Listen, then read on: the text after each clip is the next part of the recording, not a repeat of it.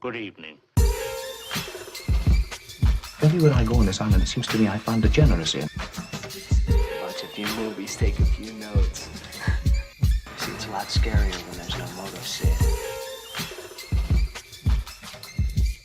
We have a bargain. Watch a few movies, take a few notes. Do you feel the pain? Oh, it's the pain I can assure you will be exquisite.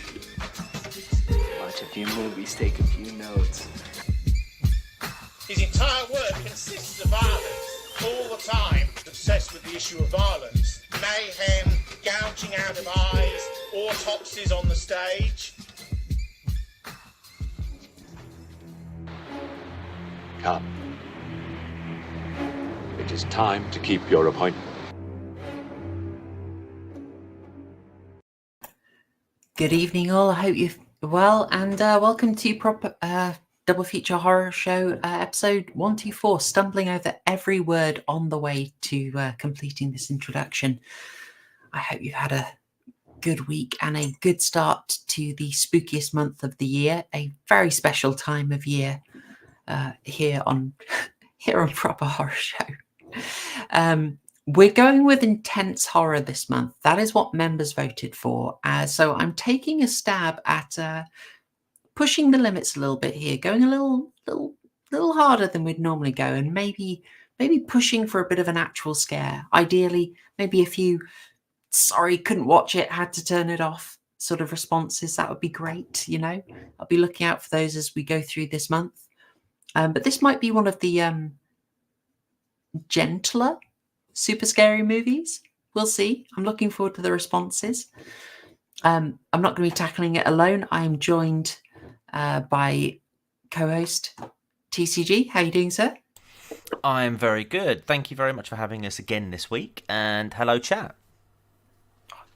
Swift and efficient. And special guest, very happy to have her back on, Poe. How you doing, Hello. Poe? Good evening, everyone. Thank you for having me, and thank you for rescheduling on my behalf. That's very kind of you, and probably not deserving of it, but yeah, very excited to talk about this, and this is my first time watching, so I'm glad to have a recommendation for a Japanese film, as I'm a recovering weeb.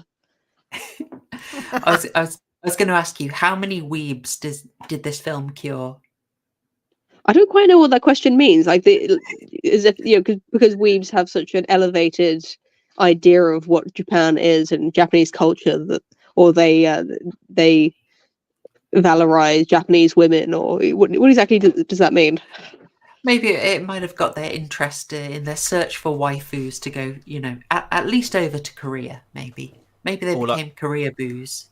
Well, all I'd say is that, I mean, if I was a weeb, then this movie would give me Paris syndrome. I think the way that Japan is shown in this film is very comfy. You know, I certainly wouldn't be disillusioned about the quality of life in an urban Japan. Everything, all of the sets are really very, very luxurious, and it looks just like a nice place to be. So, not curing me of my weebism yet, but we'll keep trying. Oh, totally. Well, this is one of those things. Like, I feel the temptation. We're going to be as efficient as possible, but I do feel the temptation, because it feels like a really quite authentic look at Japan. That there are so many tiny things that just got my attention, like, oh, that's a bit different. You know, things stood out. Like, I thought that the dad's bedroom was really interesting. Like, it was so much smaller than his office. Did you notice that? The office, massive. The bedroom, tiny. I didn't notice that, no. But isn't that quite a thing, though, isn't it? Like, they're quite minimalist over there. I think so. It gave me I was drawing quite a lot from that, possibly reading too much into it. Like, that was telling me he'd just sort of thrown himself into his work. And like the personal life side was crammed down into this really tiny room where he still does work. In traditional Japanese homes, there isn't even a bedroom to speak of. There's a futon that gets folded away into the cupboard, and then where you sleep becomes your living space. So I don't know what the more modernized sort of version of that is, but without knowing more about Japanese living, I don't know if we can draw much meaning from that. Yeah, we'll see quite a lot of that modernization in the film. That was quite a fascinating angle. I don't know. Did you find your eyes really quite drawn in the bar scene to the woman who's in a kimono? In fact, I'll get her up on screen if you want. Here we go. This really stood out to me. Just this little moment where everything was kind of proceeding normally, and then I just got the shock realization, this almost like culture shock, seeing someone just going around still in a, well, maybe not a full kimono, maybe more of a yukata, but seeing the traditional dress was a bit lovely. Yeah, I did not notice that at all. So that's I actually was thinking in this scene kind of the opposite. I was thinking about how westernized this entire set is, and the cocktail shaker and the jazz music, and other than the people, there's really nothing Japanese in this scene. And then, as you say, this Japanese kimono woman walking past it does definitely stand out. Yeah, it almost looks generational though, doesn't it? Because you've got the modern, like the young Japanese women, you know, getting drunk, being loud and crass, and then you've got the older couple there, the more traditional sort of, the more traditional view as to what a Japanese couple would be, I guess. And then you've got these two in the middle, which are kind of like, I don't know, they appreciate their old ways, but look at them, they're dressed very sort of Western and, participating in those Western activities. Definitely. I would say maybe let's keep an eye on the westernization in this. I have some readings. I might be off. You might say I'm picking stuff from the ether, but maybe we'll keep an eye on westernization in this. But before we go any further, be rude not to give yourself a chance to introduce yourself. I'm sure everyone knows, but that's we always take a shill break.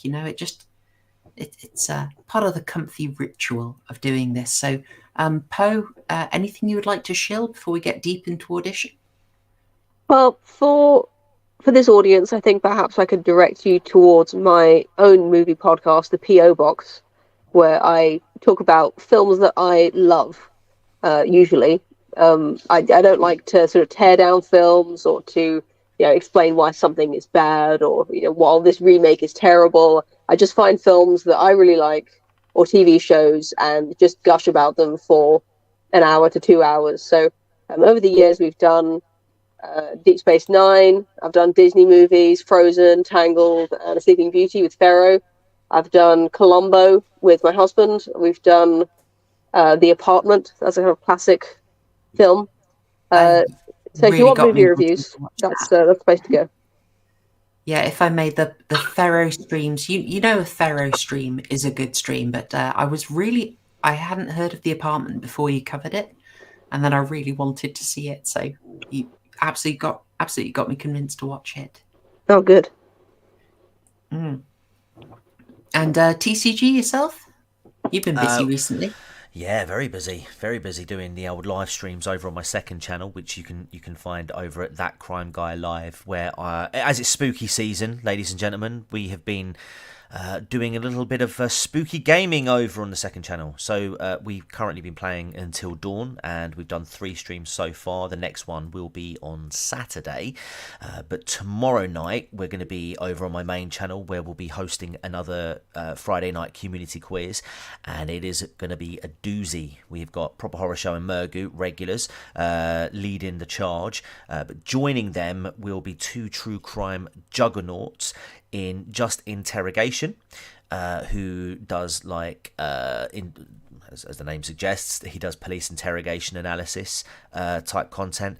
And of course, speaking of Japan, we have Diatrip also joining us tomorrow. So 9 p.m. UK time. That will be whatever your clock says now, add 20 minutes. We'll see you there tomorrow. Very nice indeed. I'm looking forward to that one. All right, and well, I suppose with that done, we'll get into it, folks. We'll get into it. I'll go back to the title, and just sticking on this very first theme, even English title, Western title. They kind of draw attention to it by having it on the right there and having it vertically. Sort of, that's where it would be if it was written in Japanese, spelt downwards like that. But having it in Roman characters is, like I say, an interesting choice. Yeah, I cannot confirm. I haven't found a Japanese release. I don't believe it was. So I don't know if it was written in katakana in the Japanese one, but the Japanese title is just the English word. So, or the Japanization of it. So audition. In the film, you can hear them saying it with the sort of Japanese accent. They don't have a Japanese equivalent of that word. They just say the English word. Which is, it's one of those things that really stood out to me on this watch, was just like how much Western stuff was in there. And I was wondering, was it trying to say stuff about, but then again, I did whole readings about fish in this film. So again, I'll get a good reach in somewhere when I do this.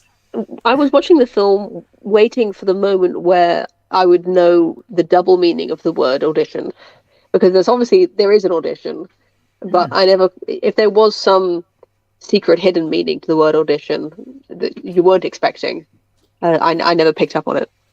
I don't think there was, to be fair. Yeah. I think no, I don't think so. It like you say, if there was a double meaning towards it, to that, I didn't pick it up either.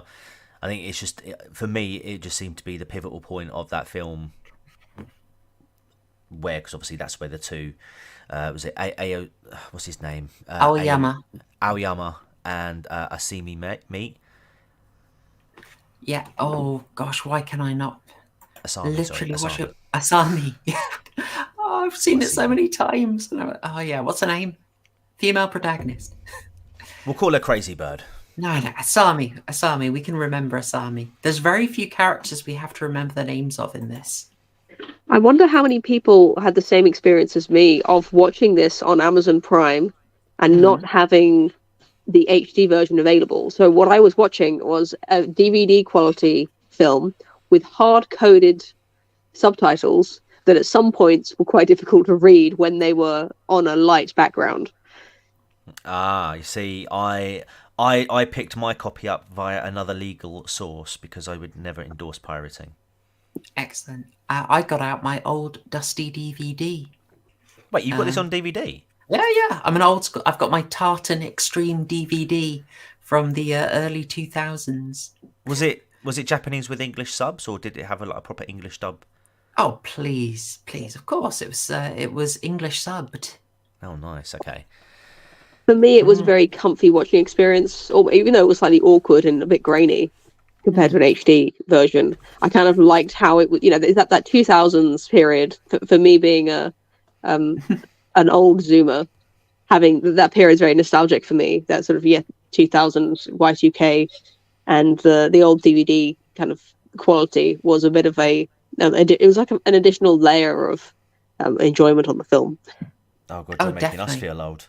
I don't think there is a much clearer version of it though.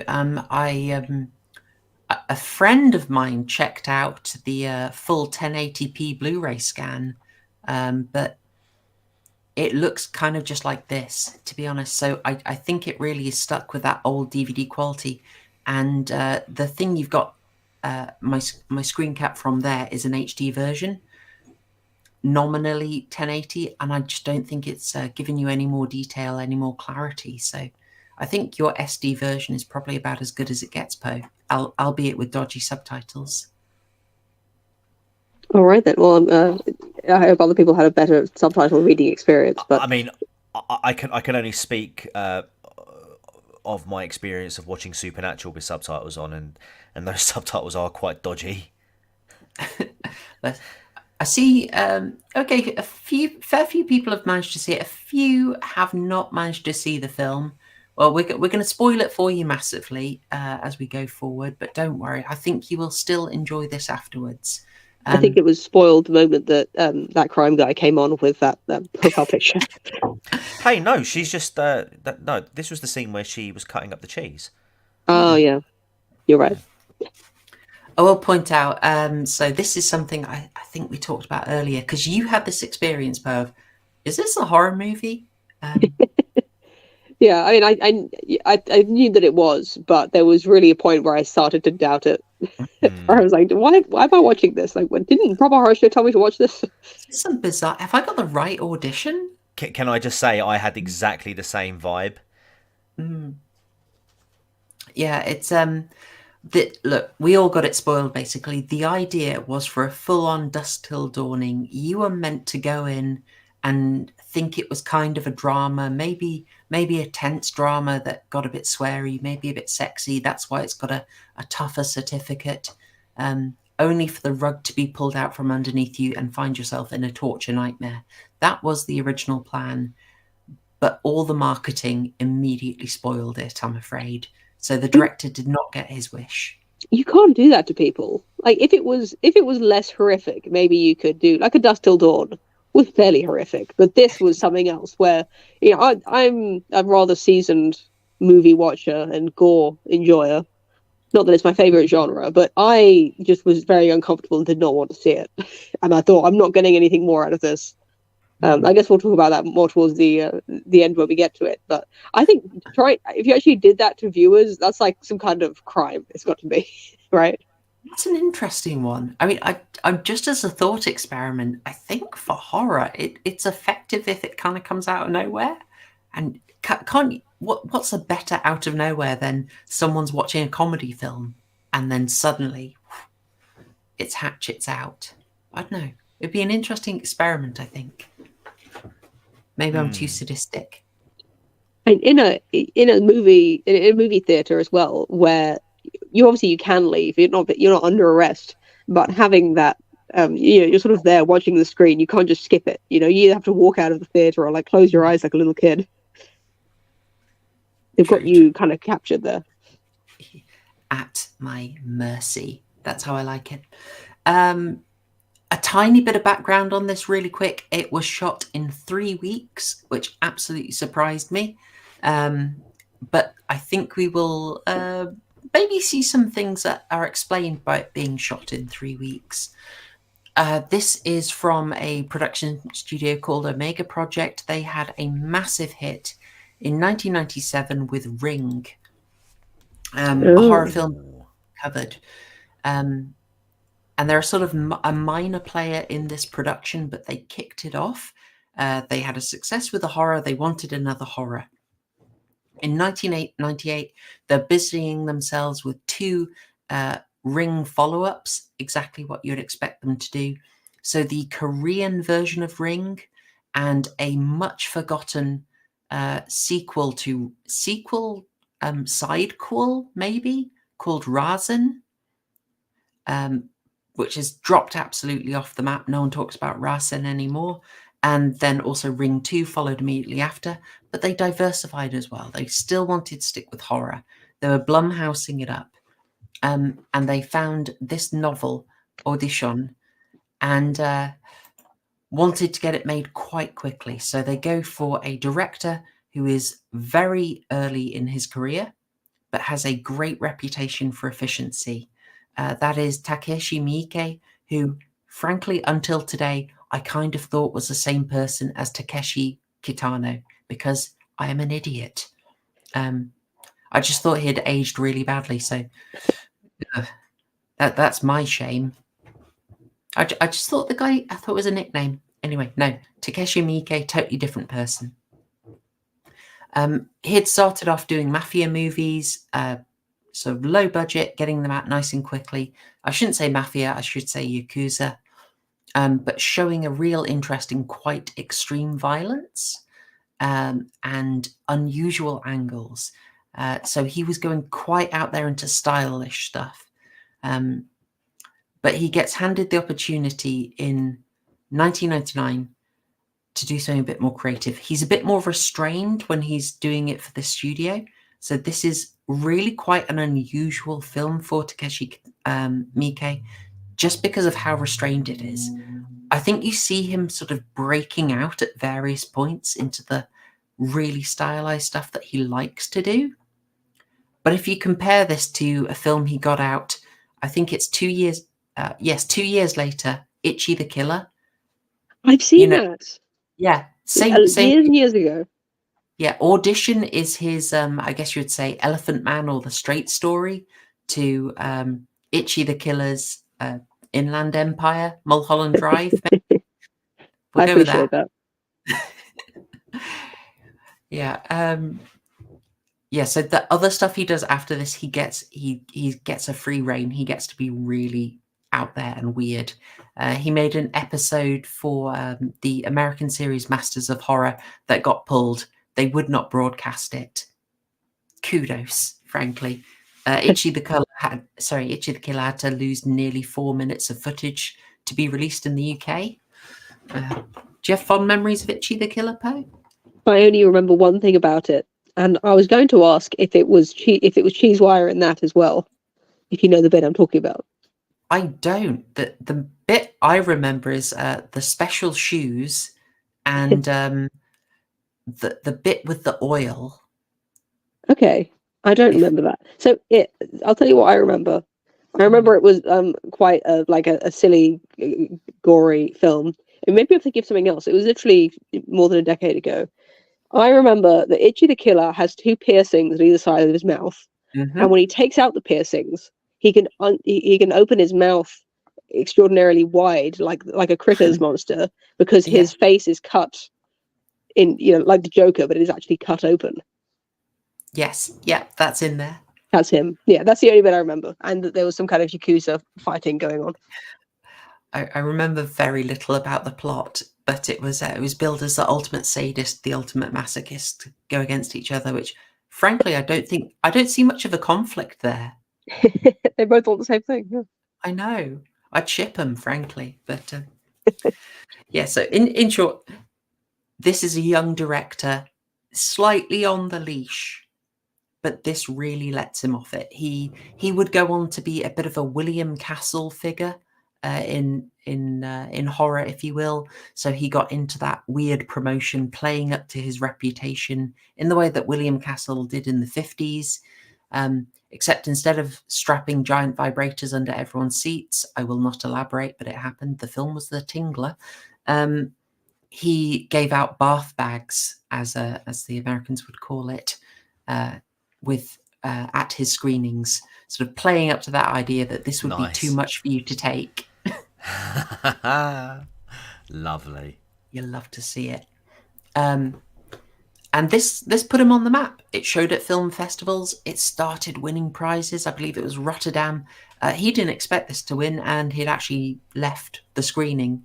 He'd left the festival. So it was I think a second unit director or production assistant picked up the award for him, holding a little newspaper clipping with his face on it over his own face while he collected the award. I wish I had footage of that. It cracked me up.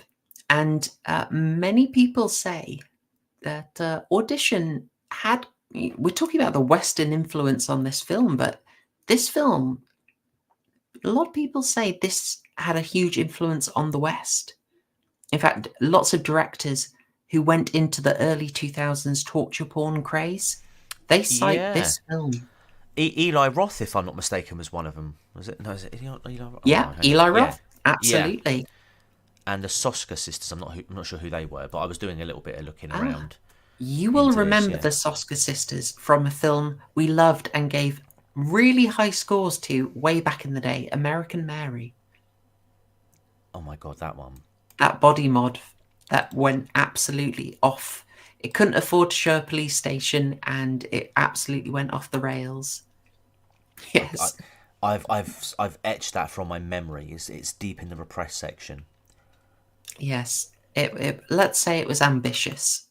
But yeah, a fair few people point to this kickstarting the torture porn craze, and definitely a few of them cite it. Eli Roth even gave Takeshi Miike a bit of a short cameo in Hostel, where he tells the character about to enter the torture facility. Be careful. You can spend all of your money there. Absolutely lodged in my head. So we'll talk about what people found so intriguing about this film. Would either of you like to do the traditional pint of Guinness challenge to give people a quick summary of this film in about the time it would take to pour a pint of Guinness, for the benefit of anyone who did not manage to do the homework? I would defer to Poe's expertise. I'll give it a go. Savage. Is there an actual time limit, or is it just it's ad-libbed? It's 1 minute, 30 seconds. Ad-libbed will allow, like, I can actually play the footage of a pint of Guinness being poured if you want to be very traditional. Absolutely. Oh, yeah, let's do that. Yeah, go for it. All right, hang on. I will pull it. Unfortunately, they kind of cheat because they speed it up a bit. Gosh, where is it? I'm ready for it. All right, I've got it. Here we go. Aoyama is a widower who has a teenage son, and he is looking to marry a new woman, so he holds a fake audition for a part in a movie, and they bring in 30 women to talk to, and one of them is a woman called Asami, and that's it. She ends up being a killer. The end. You haven't even got to the bit where they fast forward and cheat. Usually when people are doing the summary, when it gets to this bit where it just speeds up, suddenly people brick it and just completely place. Yeah, fair play. Yes. I mean that. And she cuts his foot off and sticks needles in him. The bit you were less fond of. Yeah, it wasn't my favorite bit of the film. If you want to have if you want to fully go into every single plot beat, then the film ends with the son coming home and kicking her down the stairs when she chases him around with a squirt bottle of some kind of harmful solvent. He's a teenager. You know it was Febreze. Come on. She was helping him out. That's why he was running. No, I don't want to smell nice. Yeah. No. I'll just hop on here. Fake name. Those Justin Benson, Aaron Moorhead movies, they aren't ringing a bell. I can't Google it right now. Do you want to pop a few of them in the chat and I'll see if we've discussed them? But those names aren't ringing a bell to me, I'm afraid. Yeah, those are the basic beats of it. We don't have to go absolutely beat by beat, but see where the conversation takes us, I think, is a fair way to go with it. We'd sort of talked about how it does the big genre shift on you, but I feel you get a little warm up to the fact that this isn't going to be a typical movie, a typical rom-com. Little stuff like how can I say? Well, just before that, there was a shot I really liked with this, in terms of subtle storytelling. And it was right at the start, where you begin seeing Aoyama's wife passing.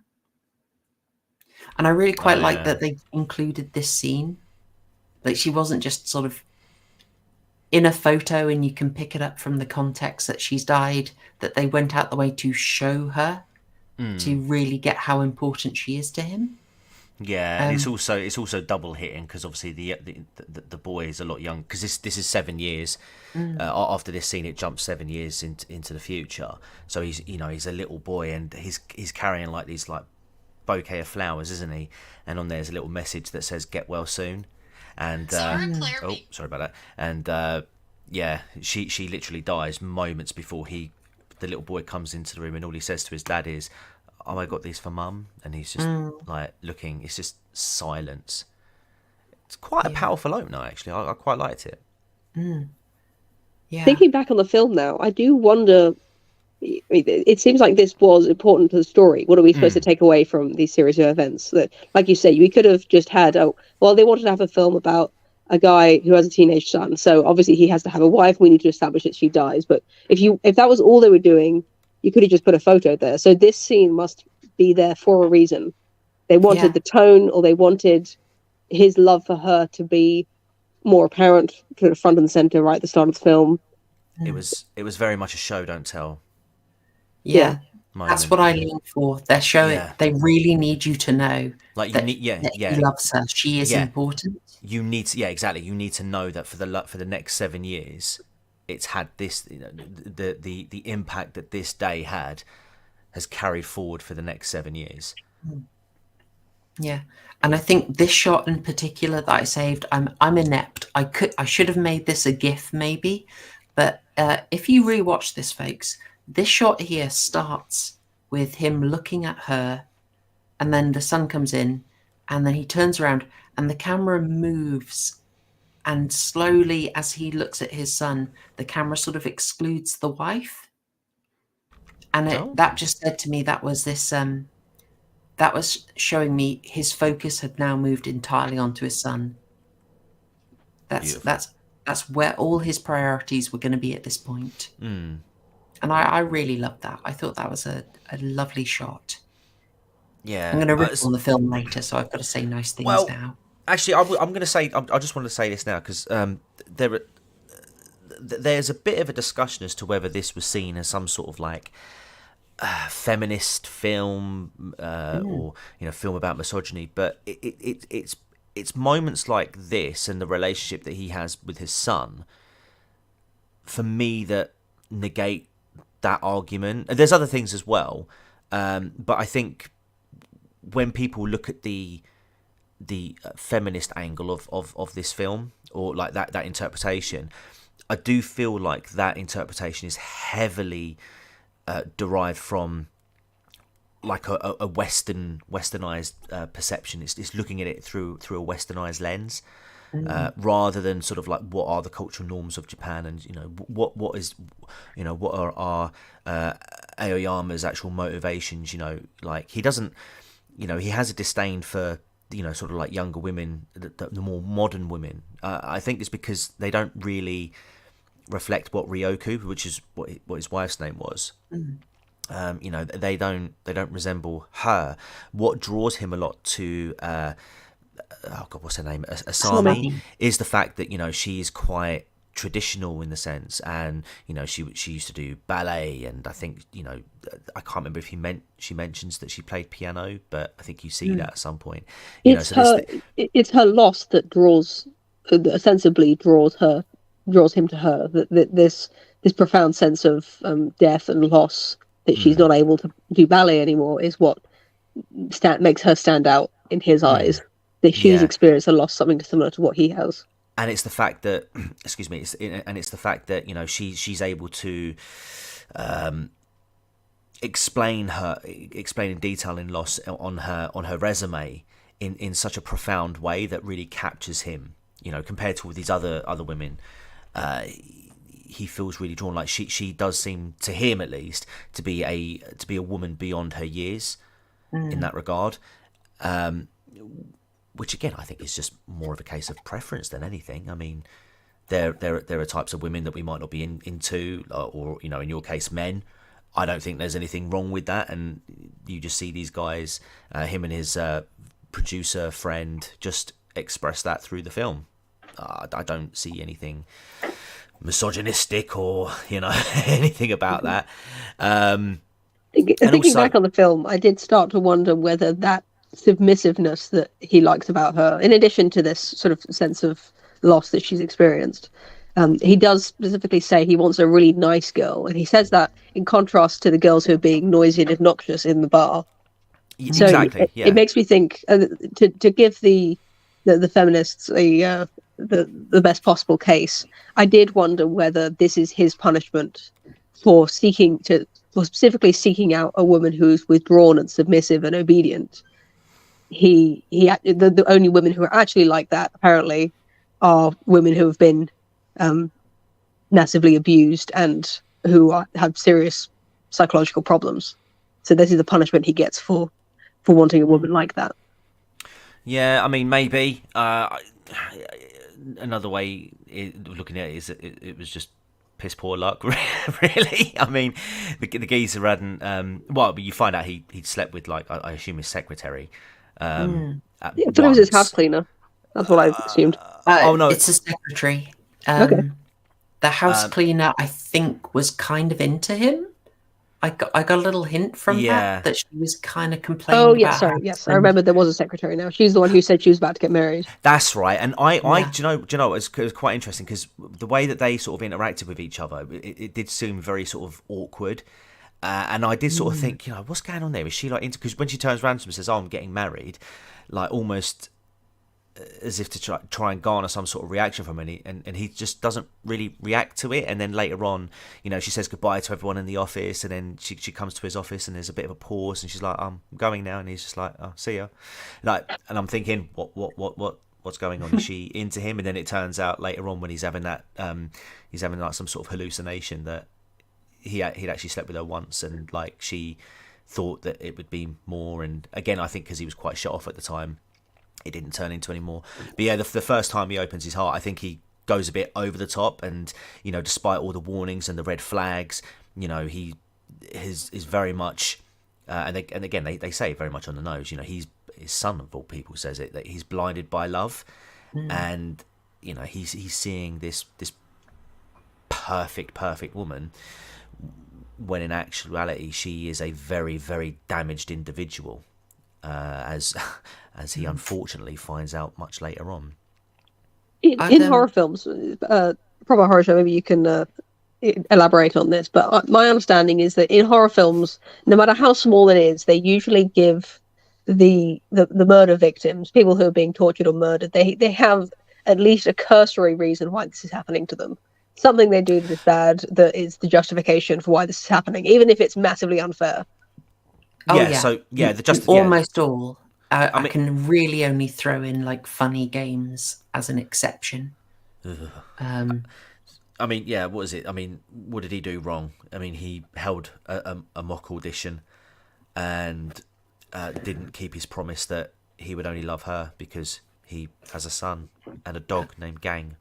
Yeah. Can I hijack a bit, because I did think you touched on something I was hoping someone would say, TCG, which is the idea of there's a difficulty of viewing this through the Western lens and Western feminism especially, which I think has led quite a few critics astray and to kind of go onto a bit of an autopilot with the film. Yeah. And not really engage with it in the Japanese context. Yeah. I mean, it should also be pointed out that one of her victims was also a woman. So unless, you know, she's some sort of misogynist herself, just a second. Not Moriarty. You would struggle with it if you are happy to sort of watch it and just sort of look away. I can say there's maybe 3 or 4 moments where you'd want to just look away quickly. But the film mostly gives you a pretty good clue when to do that. There are 2 rather sudden exposures to gore in quick flashes, but otherwise you're generally safe. And I'll maybe try and give you a warning, because I'm going to show one of those moments before this. So forewarning for that. I'll try and remember. Poe, can I ask that idea of this film maybe being a bit distorted if we look at it through a Western lens? Does that prompt any thoughts from you? Yeah, I mean, it's kind of the death of the author argument, isn't it? Is the Western interpretation of this film correct or incorrect? Is it valid, even if that's not what the filmmaker was intending or what the filmmaker would really understand with regards to their own philosophy? Something about Japanese culture that I've been kind of interested in. I don't think it's something that we can really understand as people who've grown up in the West, but it seems like Japan experienced a bit less of the disenchantment of the world, so they still kind of believe in magic a little bit. Totally. that sounds very infantilizing, but this especially with the scenes of the dead wife coming back to talk to him in a dream, that's the kind of thing that you do see in Japanese media, where they do kind of believe in, it seems that they believe in ghosts in a slightly more real way than we do. I don't want to go into it, but there's stuff like that I understand is a little bit different about, especially in horror films, where even the perception of what a ghost is is a little bit different in Japanese folklore compared to our sort of ghost stories. Oh yeah, 100%. I mean, there's quite a bit of that in there, but there's so much we could say on it. But the feminism angle, I would say, this does not fit with the Western dialogue, the Western dialectic on feminism. It does not match at all. The usual book I would go to for this is Carol Clover's Men, Women and Chainsaws. That dedicates a quarter of the book, or one of its 4 chapters, to the rape revenge film as a genre, leading, of course, with I Spit on Your Grave. And I was reading through that chapter to try and help approach this, and I just thought it does not apply. It's so based on sort of presumptions of a very direct conflict that I think aren't really in this film, except conflict between the genders, which I think we don't really see until maybe the dream sequence, when you kind of see every woman in Aoyama's life through a sexual lens in a kind of shaming way, as if his impulses and attraction to women are a sort of universally applied problem. But otherwise, I don't see it. Kim Newman. In this audition scene. Sorry, go on. Oh, I was just going to read very quickly from Kim Newman's Nightmare Movies, which the new edition mentions Audition, and just says, Audition is about the fantasies men and women have about each other and the problems that arise when they clash, contradict, or overlap. That's about all he gives us. But Poe, where you said that typically the victim has to make a mistake, even if it's just going to a rickety portaloo after eating those damn enchiladas, they've got to make some kind of error, right? Whereas I'd say that the typical casting couch sexist stuff is mostly coming from, what's his name? Yasuhisa? Yeah, Yasuhisa, his business buddy who's on the left, the guy who comes up with the audition idea, and the guy who asks almost all the questions in the audition process, including some sleazy ones. He's kind of the bad guy, whereas Aoyama, he still loves his wife, he's dedicated. He's got, I feel like, quite a pure reason that he's drawn to Asami. And she, in turn, views him as almost archetypical of all men. She views him almost as like a stand-in. I don't think he really wrongs her. Maybe I'm going to get slapped down for that. She punishes him for stuff that others have done to her. Yeah. Essentially, I would say, I mean, you could look at the audition itself as the first wrong, because, she's there under false pretenses. The second wrong is the promise that she got him to make to her that he obviously couldn't keep, which was that he could only love her and only her. Now, because I think because of the abuse that she received as a child, those small slights were just basically ramped up. She had that. Once she could see that he was capable of lying to her, and then he's no different to any other men, and he deserves to be punished. Completely, the punishment does not justify the crime at all. But there is an argument. I mean, there is an argument to be made that he did sort of attract her under false pretenses. That's fair enough. Even letting his friend getting away with it. To put it in a very modern Western feminism kind of way, that argument that there are no good men because the men are still covering for each other and apologizing for each other, even the ones who aren't partaking in it themselves. I think there is. It's funny that you mentioned funny games, because that put the idea in my head that we, the audience, is almost being punished for enjoying this little farce. This audition with the funny questions and this, the lady, one of the ladies takes off her clothes, just presumably just for the amusement of the producer friend. And we we're all having a good time. Like the music and the jokes, like it's a very fun scene. And later, when Asami is talking about it, it's almost like the blame is being put on us, the audience, for enjoying that. These women who are being lied to, and being asked these salacious questions. Yeah, and their answers don't. The fact that their answers don't correspond to the questions, it just intercuts between them so quickly. It kind of gets the idea that the women do not matter. They're absolutely inconsequential, interchangeable even. So Aoyama's just waiting for Asami because he's already decided that she's the one he wants to talk to, and the producer is just there to have a fun time. Yeah, and it's interesting as well that Aoyama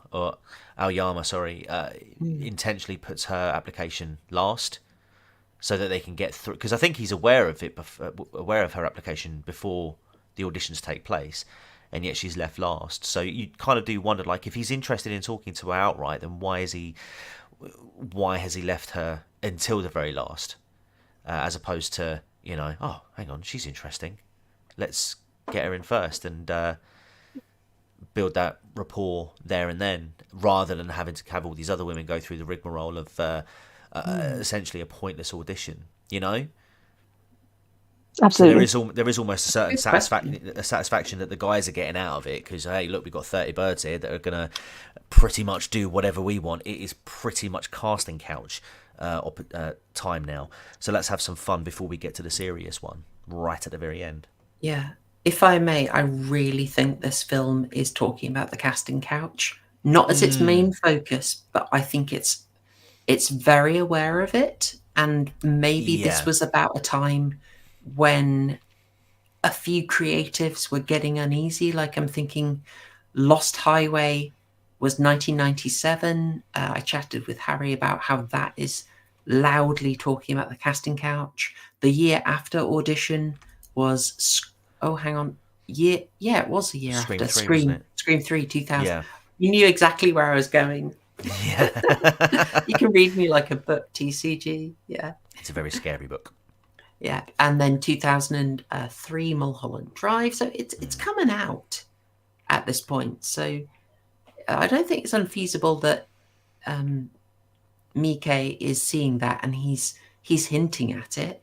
I mean, the book was already written, obviously, but it's things like, did you notice on the advert that when they're putting the call out for these women to audition, do you notice they refer to Western stars? Yeah, Julia Roberts. Yeah, who's the other one? It was weird, wasn't it? Yeah. So, hey. It almost does feel like a bit of a criticism against Hollywood, doesn't it? Totally. And I'm all for that. Yeah. Unironically, like the criticism from the Me Too, the Weinstein fallout, it didn't go far enough. And it really could have called out a lot more people. And I think especially the people who are happy to keep taking millions, whilst being very, very aware that dark subject matter. I think that, there's quite a bit of commentary on that in this.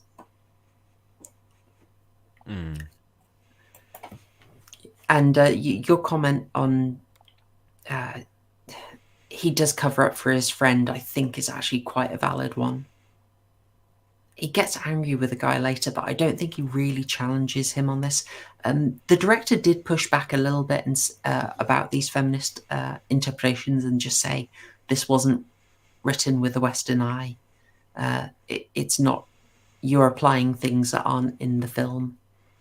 I think that's fair to say, because the Japanese attitudes broadly are notably very different. Well, that's it, exactly. I mean, and not only that as well, but it was 1999 as well. I mean, just worldviews just in general were significantly different. Did you find it weird when you saw an office and everyone's writing on paper? I didn't. I just got the nostalgia feelings, I think. Yeah. that took me back. Just like, oh my gosh, everyone's writing stuff down on paper. It's not like everyone just has one laptop that does everything. Or a smartphone even, or a tablet. Oh, yeah. Would it be okay if I derail onto the spirits issue? Do it. It's your stream. Oh, yeah, but you know how I do things, Pearl. I try not to hog it. Very polite of you. I'll give it a go. All right. Well, bear that in mind, because this is this part of the stream where you say stop reaching, massive reach. You know, I need to get a reach emoji for the members. I need to make that. So we're going to talk magic fish, which I think I messaged you about. Actually, no. I'm just on the idea of the spiritual, the ghost, and some ideas around Asami. I just thought I'd throw in some things that I pick up that maybe not be 100% correct, because I'm not Japanese.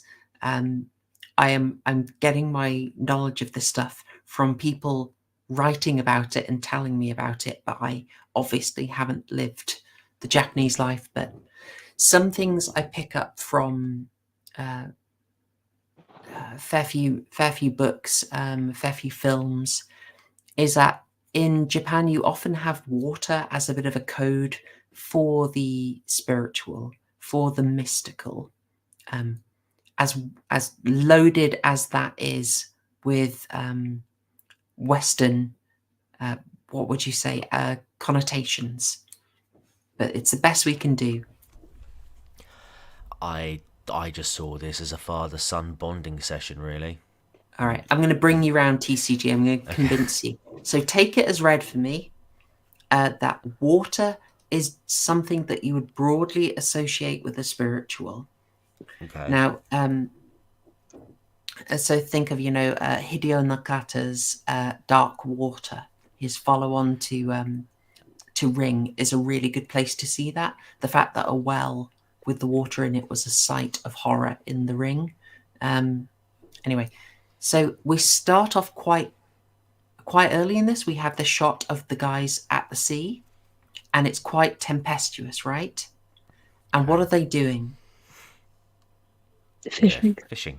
Yeah, they're trying to find something. They're trying to draw someone in, right? Like putting out the casting call, right? Oh, I see what you're doing with this. Okay. Right. The father is hoping to lure someone in. The son has already got a fish of his own that he boasts with. He's not having any trouble. We later see he's got a girlfriend, right? Right. Yeah. Do you get the girlfriend's name? Fish. Blob blob. It's Mitsuko. Mitsu in water, but I know this one. Yeah, it is. There Mitsu, you go. yeah. Yeah, Mitsu. Okay. Yeah, water. She's got water in her name. There you go. See, I'm not crazy. But what we're seeing, the water that they're drawing from is incredibly tempestuous and chaotic, and he's having trouble. Also, he gets a work call in the middle of this and drops the phone, so the imposition of the work on this is chaotic. They catch a fish later, and there is such a weird conversation. It's a bream. They talk about the fish becomes a hermaphrodite. And I was like, I had one of those, what an odd thing to say moments. Right? The son, who is kind of adorable and a dinosaur expert. How did he get a girlfriend? Just he's so smooth around girls, but he's also this nerd. Like, it's a really weird kind of character that they've gone for. Oh, because he's adorable. Who doesn't like dinosaurs? Anyway, sorry. He talks about the fish. So fish that they caught has an interesting history. It starts normal, then something happens, right? When it's teenage, right? And then it can go into a couple of directions. That's very much like Asami. She was starting out normal. She had something in her childhood that messed everything up, and she could have gone in a couple of directions. She could have developed normally, or she could have problems. I think the idea is there was that there was that option for things to work out, but she didn't go back to a supportive environment. So after the bad things happened to her, as we find out, she goes back into a worse environment. And because of that, she grows up into someone who's quite damaged, quite unable to trust, and really quite blaming of all men for the actions of you. Right. Also, I'll throw in a final one here. I hope I'm convincing everyone. If not, I haven't seen anyone type reach, so I think we're good. And the final one on this, because I was looking out for it for the rest of the movie, there's not much. When the casting call goes out, it's raining. He's put the call out, right, to the woman, and suddenly it's raining a lot, all the water, right? So that connection of the water to the spiritual, and to then him being able to find Asami, I think is what gives you the connection that she is more, she is, you know, got a little bit of the supernatural to her. So no, okay, because wait, if you just not included that last sentence, I was going to say, so you're telling me that Asami is a deformed fish? No, oh, bless you. But hey, where do they go? Where do they go to seal the deal? Hotel by the sea, right? You can hear the sounds of the ocean, right? Okay. I mean, Poe, you nailed it. It's not like she's just a ghost, but I feel it's more like she's imbued with a bit of mystical significance that is kind of hard for us to get our heads around. Something that I said to you while watching it is that I was expecting her to be some kind of ghost demon being. That watching The Ring and a few other Japanese horror, I was just kind of expecting that rather than the Ichi the Killer, just sadistic. But to me, that's a lot scarier. That's just my personal taste in horror. Is having the ghosts are just so scary because they can be anything and they don't really have rules. They can just do anything and be anything. This is very ominous. So when towards the end, where what she's doing to him is just cutting him up and torturing him, that's obviously quite alarming. It's not a good thing to be happening, but it's like we've lost all the mystery that when there was that sack in her apartment that's just rolling around and you don't know what's in it. When it is really horrific to find out that there's someone in there, like a normal human person. But it was kind of scary when I thought it might be some kind of satanic ritual or something. So I do have that iconic scene. This is the first clue that we have that she's evil. Like the first explicit thing that she does that's evil is that she's just sitting there waiting for him to call with this moving bag next to her. Is that correct? Her neck in this scene just looks so elongated as well. Yeah, she is a model by trade, and this is her debut acting thing. Out of interest, since you said that, Per, about the it's an interest because I almost wonder, like, sometimes it's tough with a supernatural horror, especially a ghost, because you can be unsure of the rules, and at there's like a tightrope that the film tends to walk. I find when basically anything can happen, it's hard to know the stakes. The film can sort of surprise you a bit with challenging an assumption in a reasonable way. You can be taken aback, I think. I think I know what you mean. I think basic rules like it only comes at night, or it's kind of indistinguishable from a nightmare for some of the film, where you're kind of safe during the day. The day scenes are when the characters are safe, and then the night comes inevitably, and that's when there's danger. That's the kind of thing where you can have this push and pull of tension and have a little bit of relief between the scary parts. Did the dream sequences sort of land a bit more with you in terms of scares then? Because they were a bit more divorced from the sort of very mundane. To be honest, I think that's where the film started to lose me, where once I'm not sure whether something is happening or if it's just in his mind, it kind of loses the tension for me. Yeah, I agree. Where he's not actually in danger. It's almost like he's just having a guilt trip about abusing women. Or misusing women, I should say. I remain very, very confused about that whole sequence, I have to say.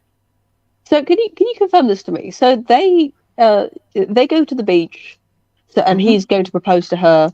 They get into bed together, and she makes him promise that he'll only love her. And then after that, he wakes up, she's gone, and he goes home and he looks for her. That all really happened, right? He actually did wake up and go looking for her, and he finds out about the person at the bar who was killed and all the missing bits. And then he goes to her apartment and finds the man in the bag. And I'm wondering, did that happen, or was he already drugged and having a fever dream at that point? I don't think he ever went to her apartment. I'm not sure. Like, the reality really started to break down by that point. Because I think, don't we only see him in the apartment once she has poisoned him? Or does he manage to find his way there? I don't remember. How did she poison him? She put something in his drink. I think the hallucination side of it starts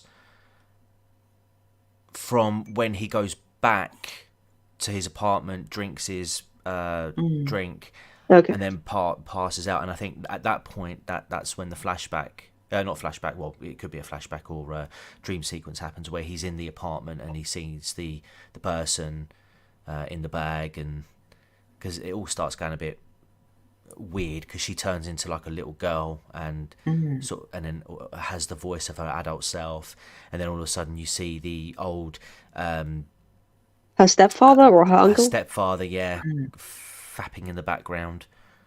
Yeah, that oh man, that was grim. That when you actually openly see it, and he comes out and he burns a leg. Can I pitch in for that? Like, Please I do. don't think he burned her leg. I think there's a lot of Freudian substitution here. It's okay, the mildest substitution. I'm going to put an image on screen, folks. It's not pleasant. It's suggestive, and it's a bit horrible. You might want to look away if it's not your thing, but just to discuss the imagery on this. I'm going to have to put it up, so apologies, folks.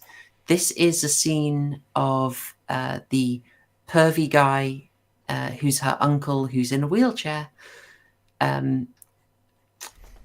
remembering her. So I'm going to get that up on screen. Look away if you don't fancy seeing something a bit unpleasant.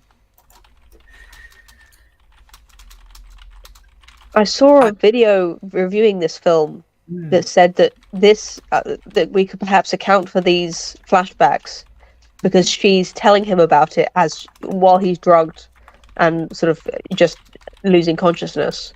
That she's telling him all this, and which is how he comes to know it. I don't know if the film sort of backs that up, but that's one interpretation I've seen. I could go with that.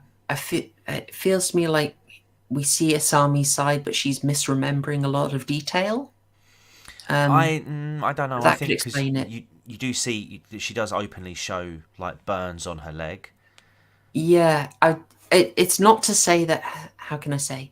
I get what you're saying. I wouldn't be surprised if there was some sort of abuse in that regard as well, especially from a creep like this guy. Yeah, it's very, very, very heavily implied. So I would agree with you that he probably did do some sort of stuff like that. BBC activities. Yeah, exactly. Yeah, typical BBC presenter stuff. Just to spell it out, folks, the chap is, I don't really want to describe it. It's she's in a ballet costume, which is sort of very skin tight. It's what you would wear for ballet. It's nothing abnormal, but in this context, it's extra creepy because it's very anatomical. He's looking towards her groin, holding two red hot, I guess, needles. I think it's a tuning fork because he's playing the piano. So this is a tuning fork that you strike it to make a note, but it's made of metal, so I'm guessing he can get it quite hot. Yeah, They just show him sort of, with that sort of basket of incense. So maybe you're right. I think it's basically Freudian substitution. The classic, he is not burning her thigh. The thigh is the acceptable area you can talk about. I've put it out there. I think those prongs are meant to be fingers, and you can fill the rest in. And I will Poor choice of words there, Chloe. Oh, bloody hell. Darn it. Yes, apologies, folks. I did not think that one through. God, deep Freudian analysis. He doesn't have feet. I mean, at first I thought that his feet were just extremely atrophied, or sort of that he had some kind of gout or circulation problem. But then the reviewer that I saw said that he had prosthetics that were made from another person's feet. Is that what you got from that shot? Yes. So in the novel, Asami cuts feet off repeatedly. She always cuts the feet off. In this case, I think he's got his original feet back, but they've been sewed into boots and they're leather.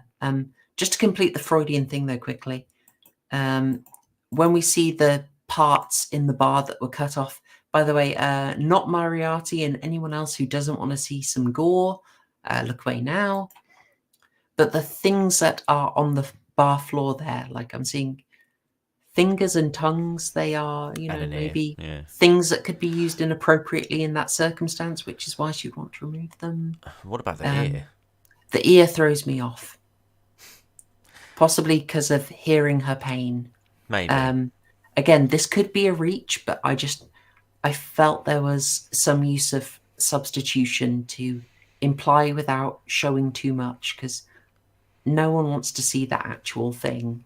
So usually if you're covering this kind of topic, this abuse of children, you would either show it so obliquely or you would substitute to get the message across. I think you're probably right, yeah. I'm going to take the gore off screen now. But it's also, it feeds into the fact that she, and this is where you're absolutely throwing things out to typical feminist interpretation, is that you get the inversion. And she goes from being penetrated by needles to being a penetrator repeatedly. I'll also throw this shot in, which is possibly reaching too much. And this is quite Freudian. But this shot, I'll make that full screen for you here. YouTube's probably not going to like that one. That's her knee. Just where it's positioned. We're kind of getting some castration imagery here. Do you think it would be fair to say? Reach. Yeah, reach. All right. But all right. I respect it, though. It was a good guy. You were on point up until then. I can't believe the fish landed, but this didn't. Damn it. No, I think maybe she just did this as a again, if you just sort of like look at it from a simplistic point of view, she's essentially reverting the that like a Yama to her abuser's perspective, to her abuser's position. Taking off the feet because her abuser had no feet. And so it's kind of a This is what you should look like. I thought it was like she lost her ability to use ballet, which was her movement, so that's why she did it. When she said that she hurt her hip, and that's why she couldn't do ballet anymore, I did wonder if did she hurt her hip, or is that how did she hurt her hip, or was it something else that made her stop doing it? Her relationship to ballet in general is something I think is rife for interpretation. Did she really love ballet, or was it her escape from the abuse, even though it was something that obviously her stepfather, was it her stepfather or uncle, was encouraging her to do, and he was instructing her. So did she really love it, or was it some kind of other weird relationship she had with ballet? And why did she stop? It's the first thing we learn about her, so I think it has to be significant. I think so. She was also, if you note, she was going to study in London. Again, it's a bit of a Western intersection. there's a lot we can pull from this, but it felt like it was how can I say, it's something she had mastery over. But again, in doing ballet, you're still kind of submitting yourself to another form, if I will. Like to do ballet well, you really are following instructions very well, aren't you? You have to replicate these timeless forms. It's not exactly freestyle, you know. I'm not helping. I don't think that threw any more light on it, but I'm very inclined, Poe, that I don't think her hip was broken in ballet. I would say it would be more likely that maybe her stepfather had done it. Do you think there's a significance to ballet, TCG, in particular? I don't know. Maybe like it's been suggested, it might have been her only form of release, really, from or escape from her life, really. She said something about it purifying her. That's that right. I thought was so that ballet is what was keeping her together, keeping her sane. Yeah, and then when she couldn't do it anymore, that's when she turned to this dark, sadistic personality. Yeah, that's what I got from it. Yeah. That feels very casting couch. It's very weird to say that given how young she is as she's retelling the story, but it's that pursuit of the art enabling you to put up with something horrible. Maybe. I mean, you could look at it. You could look at the ballet as a substitute for innocence, and once that innocence was taken away, there was no going back. You could look at it from that perspective, I suppose. Yeah. There's deeper stuff there, I think. But I am not... I can't get down to the bottom of that one, I'm afraid. But it is an interesting place to dig from. As we're talking about the some of the ambiguities here, you already both touched on this section where we see things from a complete different perspective. Poe, you said you'd seen a video analysis that gave us some explanation for how he gets information about the apartment. Did that video have anything about what was going on in the scene where we see their date from a different point of view? Only that he was trying to ignore those things about her, that there's information that's revealed later where she describes some of the abuse she went through to him on this date in broad terms without getting into specifics. But we don't see that the first time we see the date. We only see that later, as if he completely blanked that part out because he wanted to see her as being perfect and happy. That was something that his friend was saying, that you don't want an unhappy wife, you want a wife who's happy. To selfishly want someone who's been through no trauma at all. He blocked that part out, and he later kind of remembered it or was reminded of it now that he knows what kind of person she is. Oh, that's an interesting one. I like that. Yeah. I won't lie, because I think these bits confused me a little bit. But that actually makes a lot of sense. I think it gets us quite a lot of the way. Like Dr. Prepper says, yeah, ignoring the warning signs. Because there were more times when he was, there were more sort of overt and obvious points where where he was absolutely ignoring the warning signs, like right at the very beginning when his friend phones him and is like, look, I'm sure it's fine, but I checked with the production team, the production for that reference, and the guy's not there. No, he went missing a year ago. They couldn't find any details about a home or anything like that. It's essentially like everything on this resume is lying out. People, of course, lie on their CVs all the time, but this was information that you would expect to be able to be verified quite easily, and the fact that they couldn't. And obviously they're sharing it back with Ayama, and he's just like, nah, it's fine. Don't worry about it. It's fine.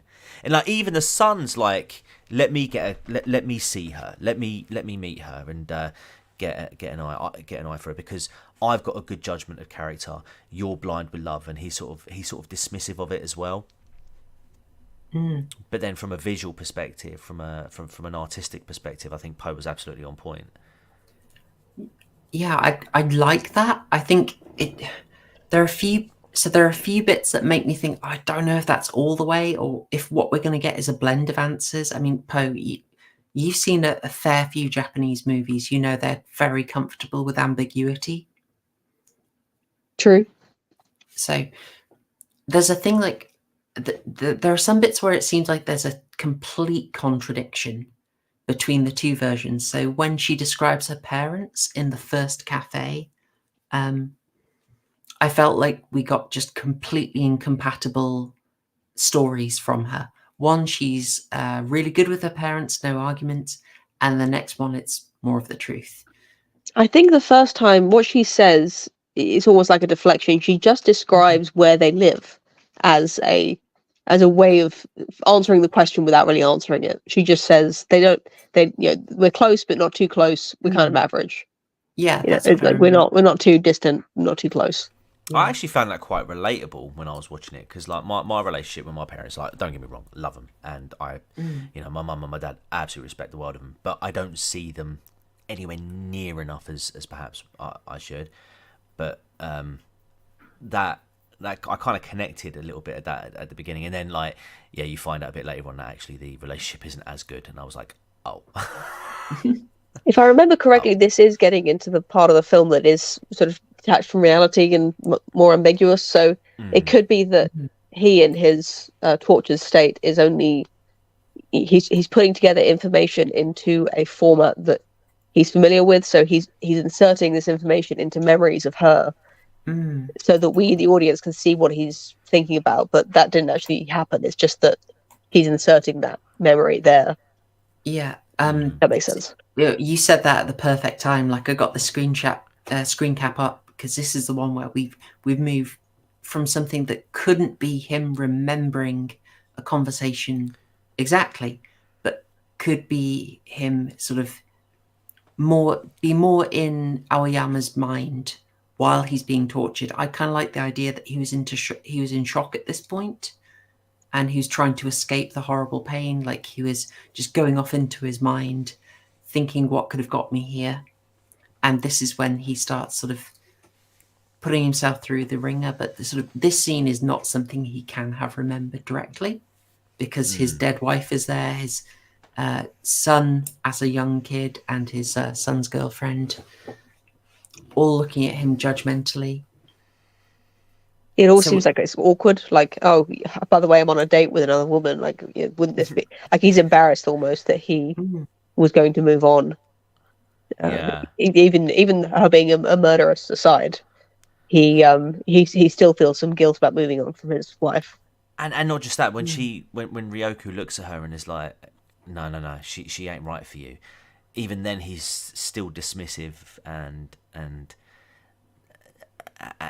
not listening to his own wife because he's like, what do you mean? What's wrong with her? Look at her. She's a nice girl. Look, she's smart. She's even then he's blinded by the love that he has for Asami. Yeah. He's thinking the best of her, I think. I mean, we're deep in his brain space at this point. I think he's got a lot of conflicting things, but maybe he's sort of cursing himself for not seeing the warning signs. He's letting his wife warn him, and he's sort of... But then maybe he does want to believe that she is okay, that it's going to be okay.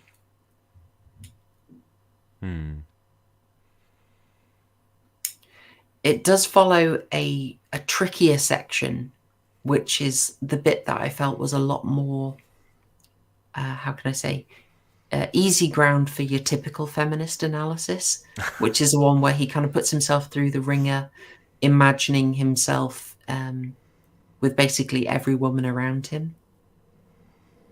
But he also, like, even his how can I say, it was replaying a scene where instead of him having to chase Asami, I'm gonna have to be careful with this one. She rather hungrily and aggressively moves to pleasure him. She Damn really you, wants Neil a Mohan. she just really wants a hot dog. Yeah. And that was quite a weird one because the way it was shot was in no way erotic at all.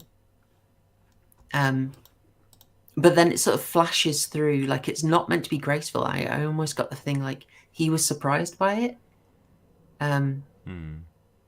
It seemed like she was, I don't know, like she wasn't getting much out of it. And then it's like it was deliberately meant to look kind of degrading. And then it just flashes through all the other women. And we get a little bit of history on, say, him and his secretary.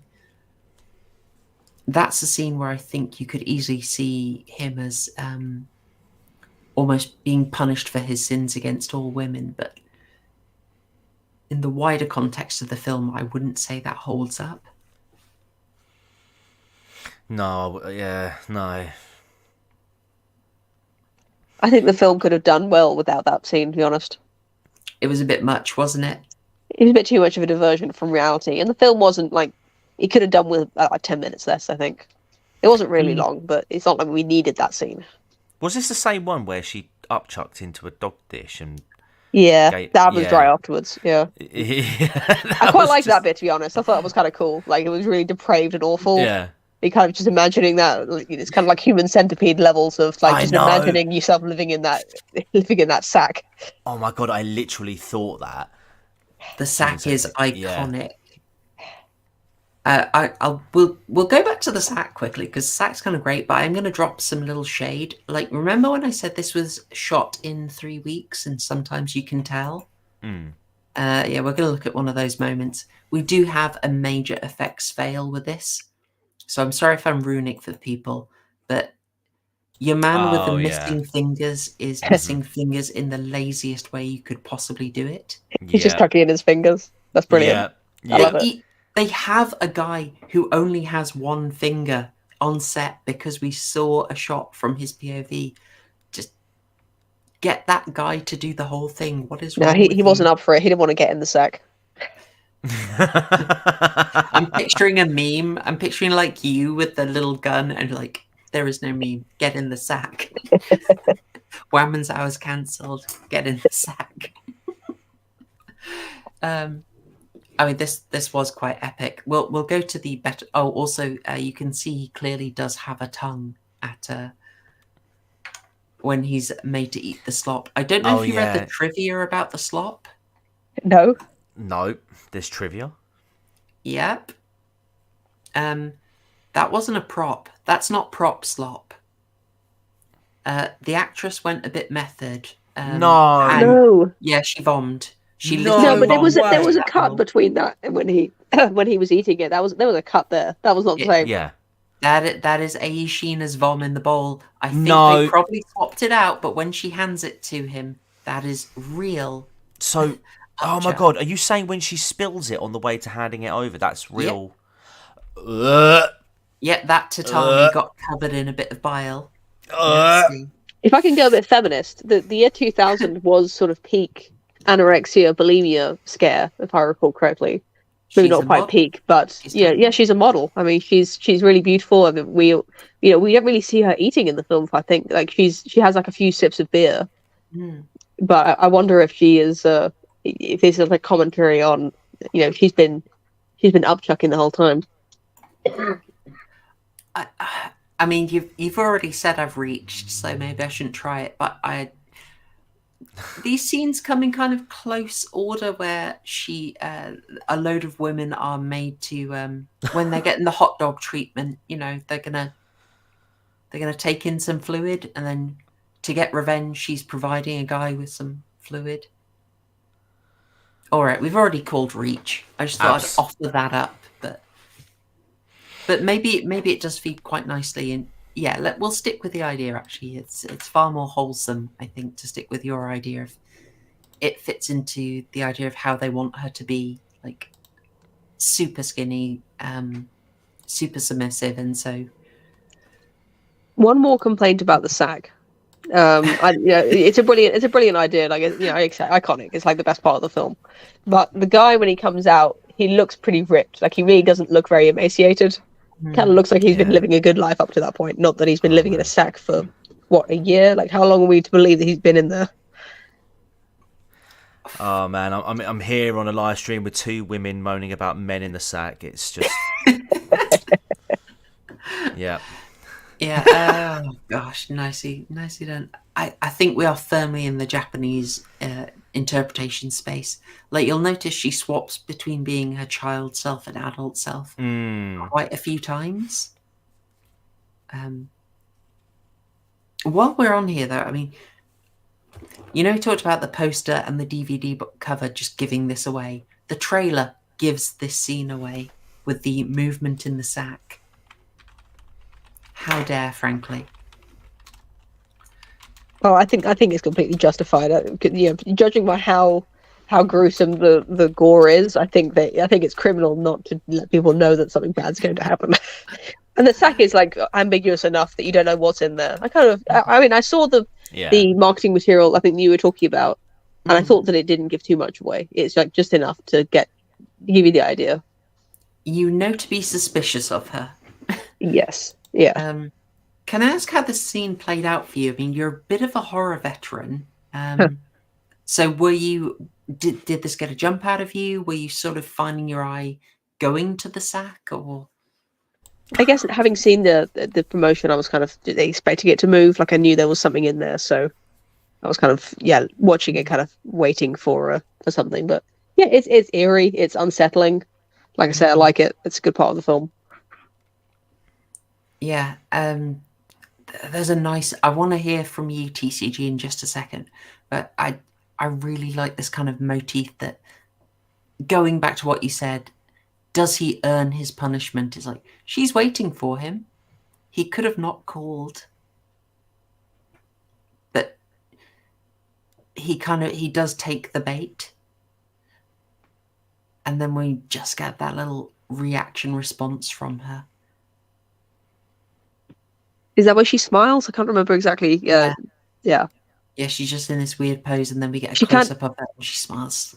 She lets it ring as if she doesn't want to appear too desperate as well, which is kind of it's kind of like a Seinfeld observation. Yeah, she's read the rules. She knows. See, this is why I disagree with Andrew Tate's stance on leaving women to sort of hang for a few days before calling them back, because men, just don't leave it too long, otherwise your potential future wife could be a Sami if you leave it too long. Just saying. Don't marry Japanese either. Disavow, absolutely disavow. TCG, did this spook you because this was a first time watch for you, wasn't it? Did it spook me? Not really, but I will say that this particular scene did creep me out. Just such an unnatural pose, and it looked like she'd been in that sort of state for.